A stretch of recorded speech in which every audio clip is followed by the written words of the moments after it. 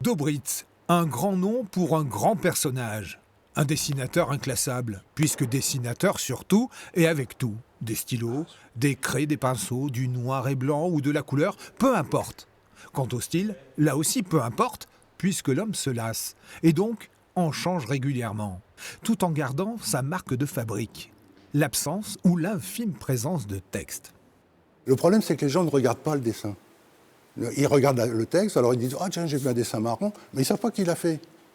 Parce qu'ils disent « Il y a un machin, il dit ça, et voilà ». Moi, il n'y a pas de texte. Il faut regarder le dessin. Et comme je disais un jour, mes dessins sont beaucoup plus intelligents que moi. Beaucoup. Dobritz, Jean de son prénom, débute sa carrière au milieu des années 70. Du générique de la célèbre émission littéraire Apostrophe sur Antenne 2, aux pages du Figaro, en passant par celle du journal La Croix, le dessinateur de renom a signé 30 000 œuvres publiées. Une carrière exceptionnelle qui méritait bien une exposition pour une consécration. Il vaut mieux être consacré que sacré con. Hein. Mais non, mais moi, ça m'impressionne. Hein. Déjà, je n'ai aucun original chez moi. J'ai tout donné.